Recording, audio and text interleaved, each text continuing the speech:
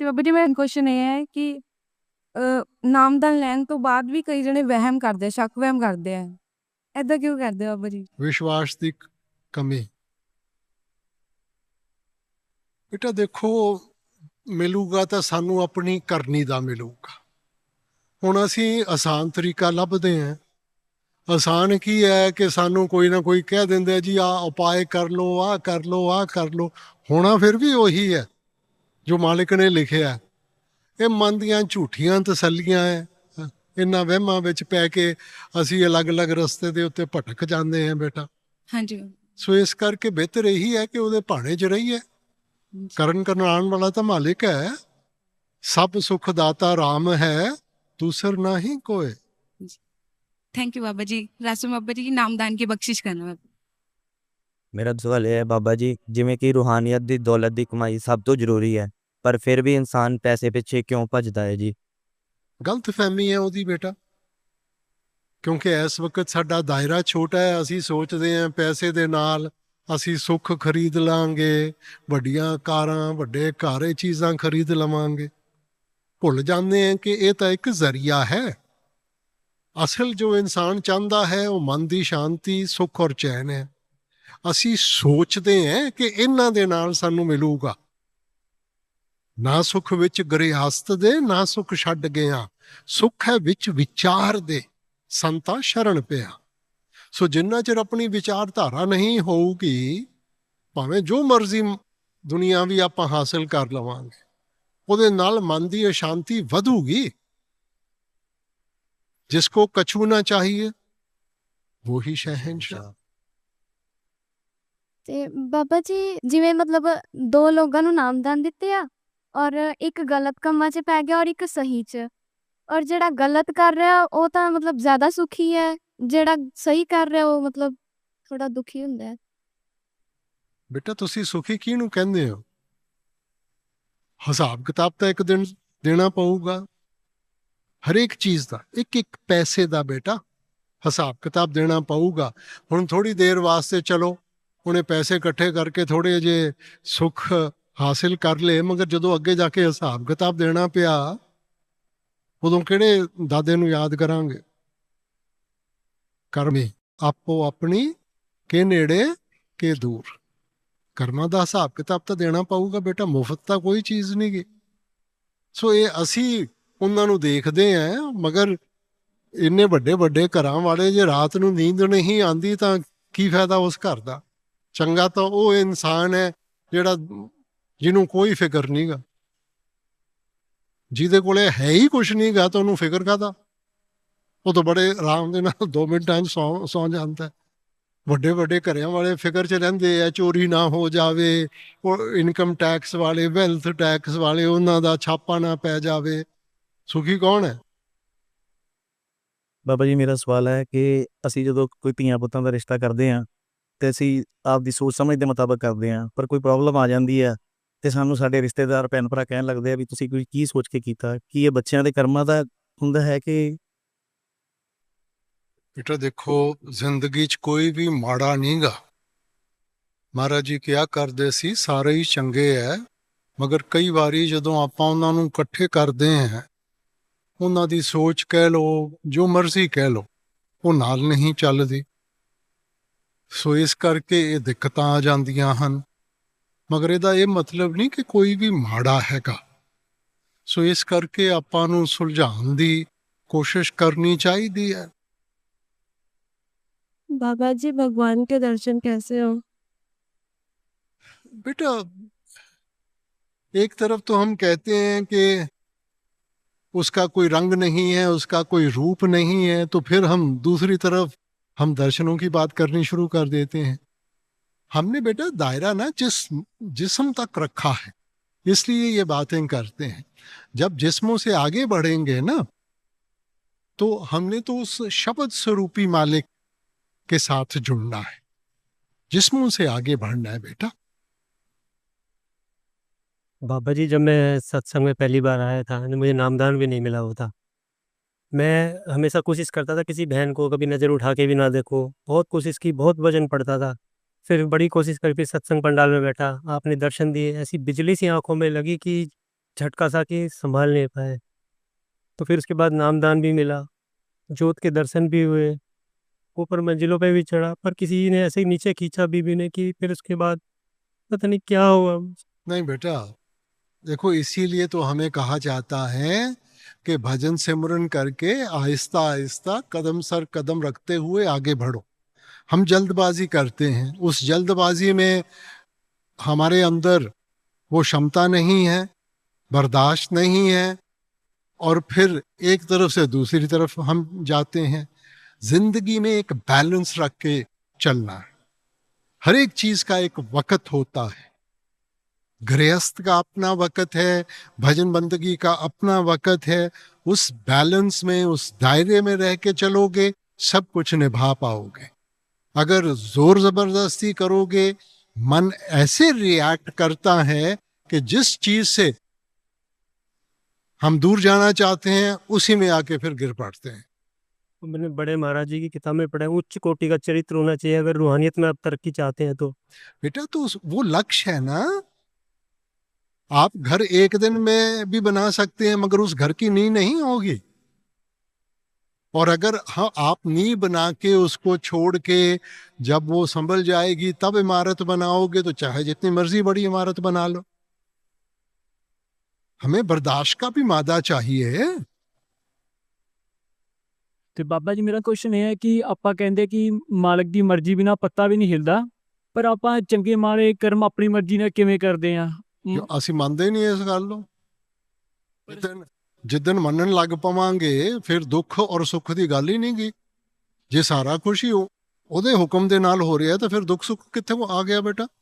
ਮਗਰ ਆਪਾਂ ਇਹ ਕਹਿ ਦਿੰਦੇ ਆ, ਮੰਨਦੇ ਨਹੀਂ ਗੇ। ਨਹੀਂ ਮਾਲਕ ਆਪਾਂ ਨੂੰ ਮਾੜੇ ਕਰਮ ਕਰਨ ਤੋਂ ਕਿਉਂ ਨਹੀਂ ਰੋਕਦੇ? ਉਹਨਾਂ ਦੇ ਹੱਥ 'ਚ ਬਹੁਤ ਪਾਵਰ ਹੈ ਬਾਬਾ ਜੀ। ਜਿਵੇਂ ਨਹੀਂ ਬੇਟਾ, ਜਦੋਂ ਮਾਲਿਕ ਨੇ ਤੁਹਾਨੂੰ ਉੱਤਮ ਤੋਂ ਉੱਤਮ ਜਾਮਾਂ ਬਖਸ਼ ਕੇ ਤੁਹਾਨੂੰ ਵਿਵੇਕ ਦੀ ਤਾਕਤ ਦਿੱਤੀ ਹੈ, ਮੈਂ ਨਹੀਂ ਮੰਨਦਾ ਕਿ ਕਿਸੇ ਨੂੰ ਇਹ ਨਹੀਂ ਪਤਾ ਕਿ ਸਹੀ ਕੀ ਹੈ ਗਲਤ ਕੀ ਹੈ। ਸਾਰਿਆਂ ਨੂੰ ਪਤਾ। ਹੁਣ ਬੱਚੇ ਨੂੰ ਦੱਸੀ ਜਾਓ ਕਿ ਅੱਗ ਵਿੱਚ ਹੱਥ ਨਾ ਪਾਈ, ਉਹਦੇ ਬਾਵਜੂਦ ਹੱਥ ਪੈਂਦਾ, ਫਿਰ ਤਾਂ ਹੱਥ ਜਲੂਗਾ ਨਾ। Thank you Baba, Rajan Baba ji. Question मैं इस तरह से फ्रेम कर रहा हूँ, परमात्मा के प्रति प्रेम और नामदान के ऊपर है। जैसे प्रेम से मेरा मतलब है जैसे राधा रानी का था और जैसे मीरा भाई का था, उससे कम अगर कोई प्रेम है तो वो प्रेम है ही नहीं, मुझे ऐसा लगता है। और मुझे लाइफ में आज तक ऐसा प्रेम और ऐसा परमात्मा पे विश्वास कभी हुआ ही नहीं, जिसकी वजह से मुझे लगता है शायद मैं नास्तिक हूँ, पर टीचिंग्स से मैं इम्प्रेस होता हूँ। और जो अगर ऑलमाइटी ऐसे हैं जैसे सभी बोलते हैं, तो उनकी ग्रेटनेस पे कोई क्वेश्चन नहीं है। इसीलिए मुझे लगता है जब तक मैं पूरी तरह से रेडी ही नहीं हूँ तो मैं नामदान की बख्शिश के लिए कैसे आगे बढ़ूँ? बेटा एक तो ख्याल होता है और दूसरी असलियत होती है। हम इस वक्त बड़े कंसेप्चुअल स्टेज में हैं। हमने जो पढ़ा है, जो हमें बताया गया है, जो हमने सुना है, उसके साथ मन ने एक कंसेप्ट सा बनाया हुआ है कि ज़िंदगी ऐसी होनी चाहिए, मालिक ऐसा होना चाहिए, ये सब कुछ होना चाहिए। असलियत ये है कि बेटा आपके कंसेप्ट्स के साथ कुछ नहीं होगा जब तक आप खुद उस चीज़ को महसूस नहीं करोगे। ये सोचना कि जी मैं पहले लायक बनूं और फिर नाम लूं, तो फिर तो ज़रूरत ही नहीं है। हमने उस रास्ते के ऊपर चलना है, तभी तो हम लायक बनेंगे, तभी तो हम उस अवस्था में पहुंचेंगे कि हमें इन सब चीज़ों की सोझी आई और हम इन चीज़ों को निभा सकें। We are putting the cart before the horse. बेटा हमारी जो है कि हम अपने मालिक ने विवेक की ताकत दी है, अपने विवेक के साथ हम थोड़ा सा देख के कि भाई मेरे लिए क्या सही है। मगर जो विश्वास है वो अकल से नहीं आएगा। वो तो जब तक आप खुद अंदर से उसको महसूस नहीं करेंगे तो you will still be in a conceptual state. वो करनी करेंगे, अंदर से उसका एहसास होगा। उसके ऊपर आजकल के दौर में we confuse knowledge with understanding. आजकल इंटरनेट का एज है, एक बटन दबाओ जितना मर्जी नॉलेज हासिल कर लो, मगर उसके साथ क्या दुनिया बदल गई है, बेहतर हो गई है? Knowledge has to be applied. Application gives you experience and then experience becomes the basis of understanding. So जब तक हम इन सब चीज़ों को अमल में लाकर हमें खुद इन चीज़ों का एहसास नहीं होगा, हम तो बड़े कंसेप्चुअल स्टेट में हैं बेटा. और जहाँ तक प्यार की बात है बेटा, प्यार कोई सिखा नहीं सकता, प्यार कोई दे नहीं सकता, ये तो एक अवस्था है. और बेटा जो सच्चा प्यार है, हम तो जिस्मानी लोड की बात कर रहे हैं. प्यार की अवस्था में एक बारी जो आ जाए, फिर वो प्यार कम या घटता नहीं है. हमारे लिए तो छोटा बच्चा है ना, माँ बाप सब कुछ दे रहे हैं, वो कहता है प्यार करते हो. माँ कभी किसी चीज़ के लिए ना कर दे, वो फट कह देगा आप प्यार नहीं करते. Love has got nothing to do with that. So बेटा जो प्यार है, प्यार की भाषा है, वो तो आप बहुत ऊपर जाके उसका एहसास होगा. So one is the ideal and the other is the practical. Ideal can be a goal. On a practical level, you have to make do with whatever you have. पापा जी, राधा स्वामी, मैं बहुत खुश नसीब हूँ कि इस मुरीद को अपने मुर्शद के साथ वार्तालाप करने का मौका मिला.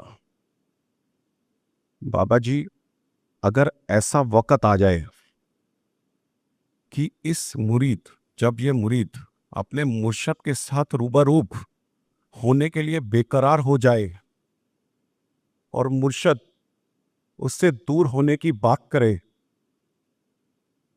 तो मुरीद को क्या करना चाहिए कि मुर्शद के रंग में रंग जाए? बेटा पहले तो आपने लफ्ज़ तो इस्तेमाल कर लिए मुरीद और मुर्शिद के, मगर साथ में हमें पता भी होना चाहिए कि असल मुर्शिद कौन है और असल मुरीद कौन है.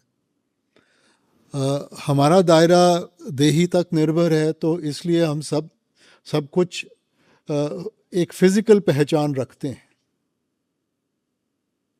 शरीर में ताकत नहीं है इन चीज़ों को निभाने की, और ना ही शरीर गुरु बन के आपको मार्गदर्शन दे सकता है. मगर शरीर को शरीर समझाएगा. शरीर के बीच में रहते हुए जब आप अपनी कॉन्शियसनेस को जागृत करेंगे, उस सूरत को जागृत करेंगे, शिष्य बनने की ताकत, मुरीद बनने की ताकत उस सूरत में है. फिर वो सूरत धुन को पकड़ती हुई तब जाकर असल गुरु या मुर्शिद की पहचान करती है. शब्द, गुरु, सूरत, धुन, चेला. सो बेटा ये तो हम शारीरिक बातों में पड़े हुए हैं, लॉजिक के साथ, अपनी ज़ुबानों में, अपने लफ्ज़ों के साथ. मगर ये जो चीज़ है बेटा परमार्थ है.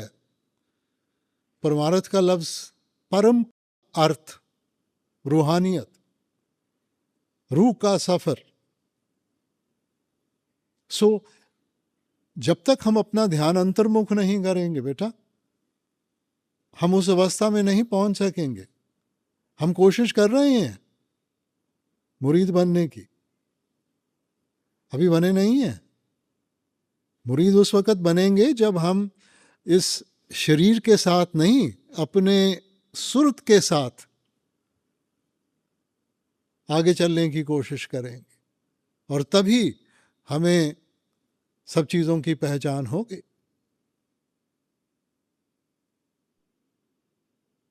बाबा जी, मेरी अवस्था ऐसी हो गई है, दिल नू लग जान रोक ते की करिए, किसी दी याद विच अखियां रोन ते की करिए, मैनू मिलन दी आस रहंदी है हर वेले बुलिया, जे यार ही बुल जान ते असी की करिए. शेख फरीद ने बेटा, उनको पूछा गया था कि रूहानियत में सबसे बड़ी दात क्या है. उन्होंने कहा था विरह. विरह विरह आखिए, विरह तू सुल्तान.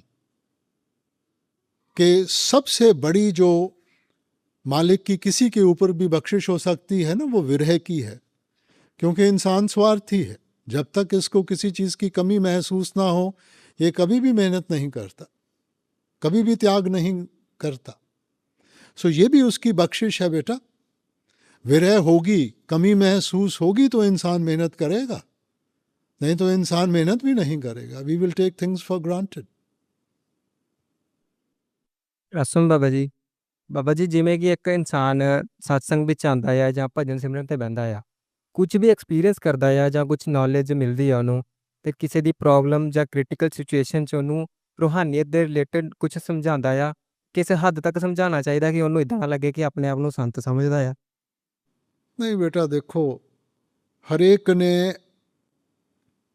अपने अनुभव ਦੇ ਉੱਤੇ ਚੱਲਣਾ। ਤੁਸੀਂ ਭਾਵੇਂ ਜਿੰਨਾ ਮਰਜ਼ੀ ਉਹਨੂੰ ਸਮਝਾ ਲਓ, ਠੀਕ ਹੈ ਨਾ। ਸੋ ਇਸ ਕਰਕੇ ਬੇਟਾ, ਜਦੋਂ ਕੋਈ ਕਿਸੇ ਦੁੱਖ ਤਕਲੀਫ ਵਿੱਚੋਂ ਗੁਜ਼ਰ ਰਿਹਾ ਹੁੰਦਾ ਹੈਗਾ, ਜੇ ਅਸੀਂ ਉਸ ਵਕਤ ਬਹਿ ਕੇ ਉਹਨੂੰ ਸਤਸੰਗ ਦੇਣਾ ਸ਼ੁਰੂ ਕਰ ਦਿਆਂਗੇ, ਉਸ ਵਕਤ ਉਹਨੂੰ ਸਤਸੰਗ ਨਹੀਂ ਚਾਹੀਦਾ, ਉਸ ਵਕਤ ਉਹਨੂੰ ਸਹਾਰਾ ਚਾਹੀਦਾ। ਸੋ ਵਕਤ ਨੂੰ ਦੇਖ ਕੇ ਸਾਨੂੰ ਬੋਲਣਾ ਚਾਹੀਦਾ। ਸੋ ਬੋਲੋ ਉਦੋਂ ਜਦੋਂ ਉਹ ਸਮਝਣ ਨੂੰ ਤਿਆਰ ਹੈ। ਤਾਂ ਜੇ ਉਹ ਉਸ ਵਕਤ ਉਹ ਆਪਣੇ ਦੁੱਖ ਤਕਲੀਫ ਵਿੱਚ ਹੈ ਔਰ ਤੁਸੀਂ ਉਹਨੂੰ ਮੱਤਾਂ ਦੇਈ ਜਾਓ ਕਿ ਨਹੀਂ ਹੈ, ਉਹ ਤਾਂ ਤੁਹਾਨੂੰ ਖਾਣ ਨੂੰ ਪਊਗਾ।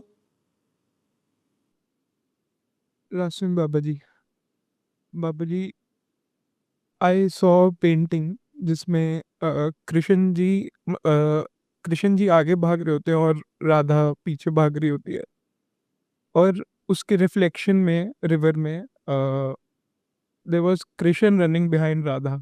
सो मतलब जैसे हमें खिंच पड़ती है आपको देखने की, तो क्या मतलब बेटा ये चीज़ें ना सिंबॉलिक हैं,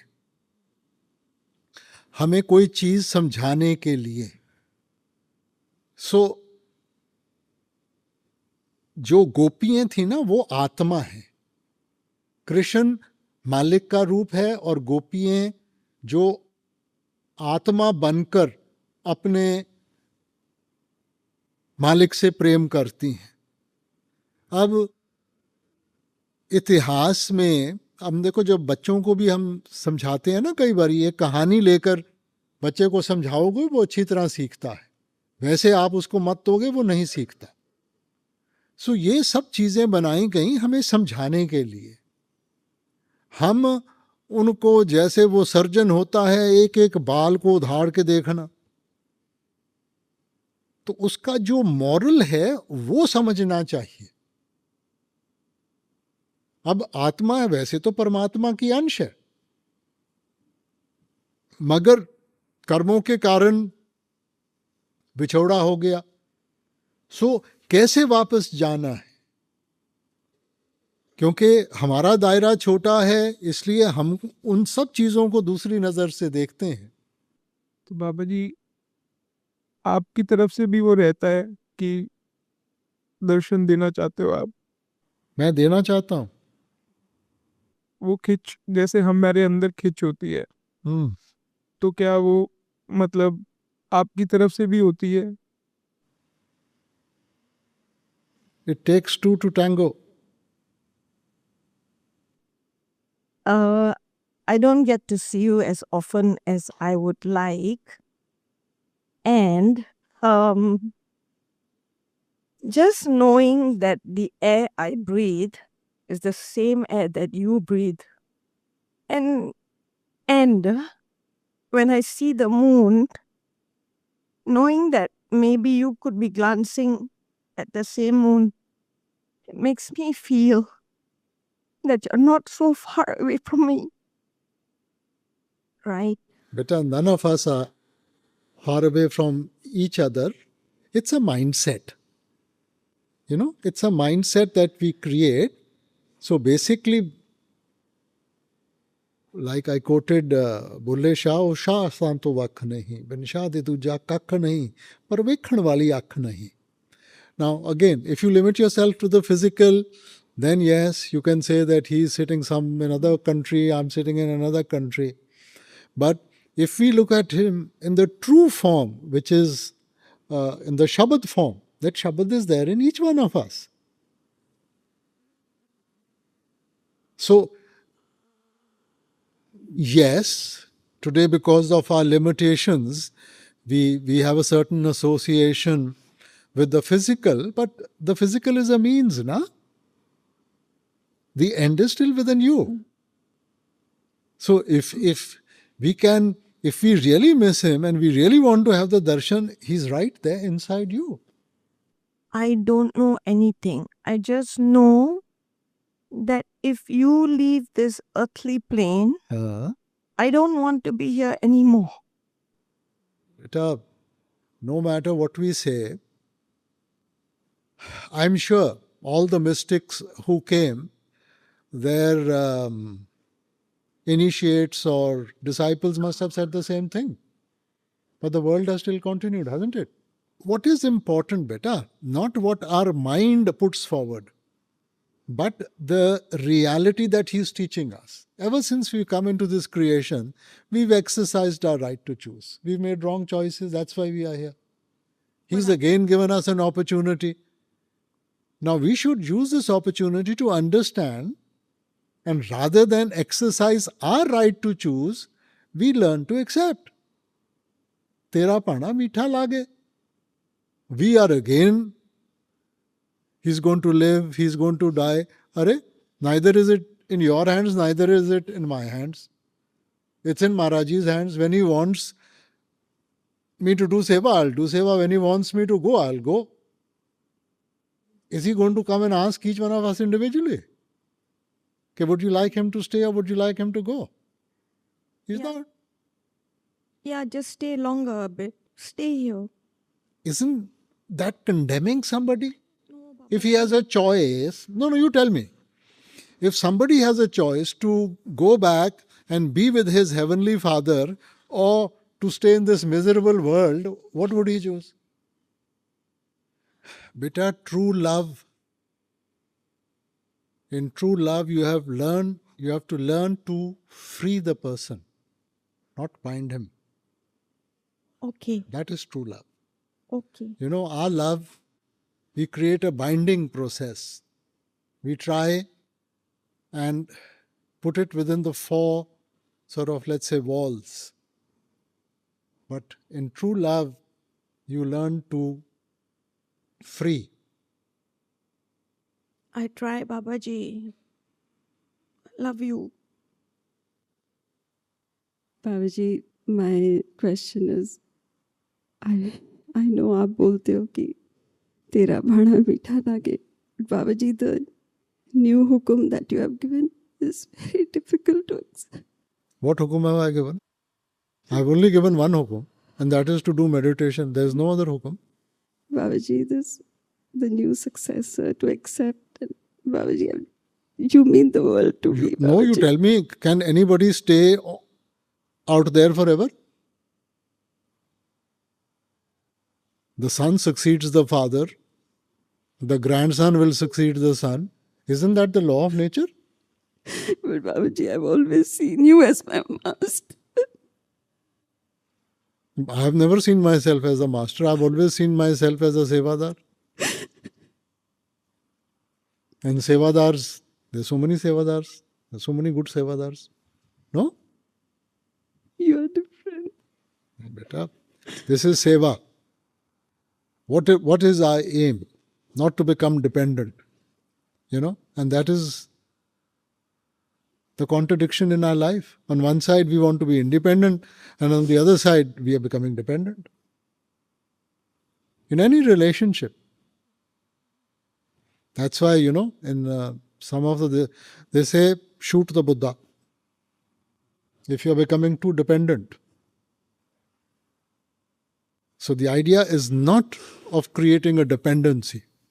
And the moment you create a dependency, even Christ, I mean, if you see on the Last Supper, the disciples said, what are we going to do? When he said, I'm going to leave you.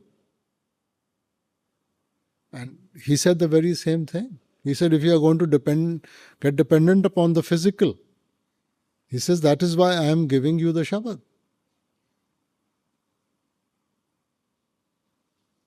So, Attach yourself with the Shabad, not with the physical. Babaji, always make me feel your presence. If you drink of this water, ye shall thirst again. But if you drink of the water that I shall give you, and that water shall be in you, ye will never thirst. Be with me always, Babaji. Please help me feel your presence always. Thank you, Radha.